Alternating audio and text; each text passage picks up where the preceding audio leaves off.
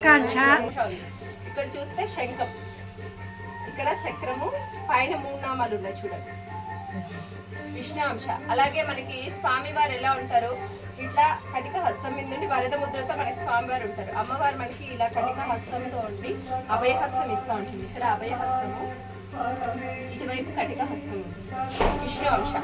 అలాగే అమ్మవారి కంఠంలో శివుడు ఆలాహాలని బంధించినట్లు గరళ కంఠం లాగా ఒక శివలింగం లాగా కనపడుతుంది. అదే అభిషేకం అప్పుడు అబ్జర్వ్ చేయొచ్చు. ఈశ్వర అంశ.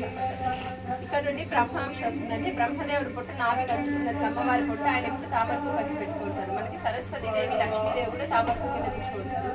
మనం ఇక్కడ అమ్మవారి పాదాల కింద చూస్తామంటే ఇక్కడ చూడండి, తామర మీద అమ్మవారు నిలుచుకోండి. అలాగే అమ్మవారి నడుము ఇటువైపు అటువైపు లక్ష్మీదేవి ఫోటోలో ఏనుగులు ఉంటాయి కదా, ఆ విధంగా 2 వైపులా 2 ఏనుగులు, కుడివైపు రామచిలుక, ఎడం వైపు గుడ్లగొప్ప కూడా అమ్మవారిని నడుపుకుంటుంది. ఇక్కడ పార్శ్వ పార్వతీదేవి ఆయుధము. ఇంకా అమ్మవారి కుడి కంట్లో సూర్యుడు, ఎడం కంట్లో చంద్రుడు ఉంటారు. మనకి సృష్టిలో ప్రత్యక్ష దైవం అంటే సూర్యచంద్రుడు. వాళ్ళిద్దరిని అమ్మవారు 2 కళ్ళల్లోనే ధరించింది. మనం చెప్పేది ఏమంటే అమ్మవారి దగ్గర కళ్ళు మూసుకోకుండా ఓపెన్ చేసుకొని మీ సంకల్పం అమ్మవారికి చెప్పుకొని ఆ పువ్వుని అక్కడే ఉండి 3 సార్లు ఆత్మ ప్రదక్షిణ చేసుకొని మళ్ళీ నా దగ్గరికి ఇచ్చారంటే నేను అమ్మవారి దగ్గర మీ కోరికలు పువ్వు రూపంలో చేస్తాను. అమ్మవారు ఎప్పుడు చిరునవ్వుతో మందహాసంగా ఉండి మనకు అభయహస్తం ఇస్తాం.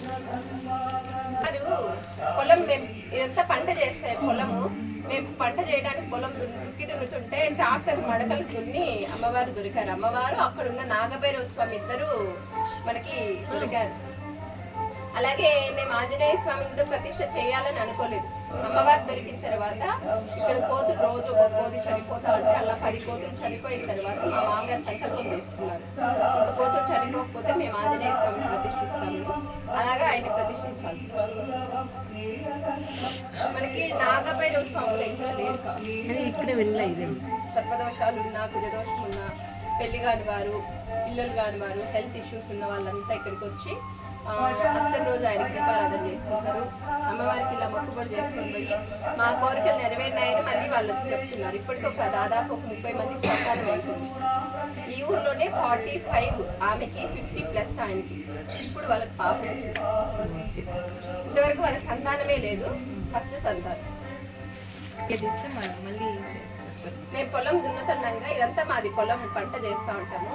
మేము పొలం దున్నుతా ఉంటే ట్రాక్టర్ మడకలికి దొరికి అంటే అమ్మవారు వేసింది.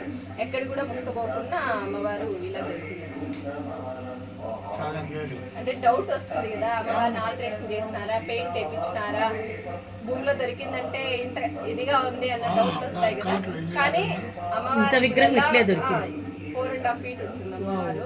ఇప్పుడు ఎలా ఉంటుందో అలాగే మేము ఏం ఆల్టరేషన్ చేసింది కానీ ఏం. అభిషేకం ఎప్పుడు చేస్తారా?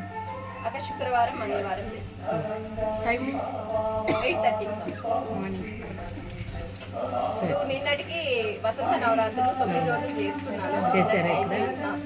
వసంత నవరాత్రులు, శ్యామలా నవరాత్రులు, వారాహి నవరాత్రులు, దుర్గా నవరాత్రులు అన్ని చేసుకుంటాను. అంటే ఒకరితో ఇదని కాదు, ఇంకా నేనే అన్ని ఇక్కడ అర్చకురాలు, నేనే ఇక్కడ అమ్మవారి అభిషేకము, పూజ, అలంకారము, ఇక్కడ ఏమన్నా అకేషన్ జరిగినా అన్ని నేనే చూసుకుంటాను.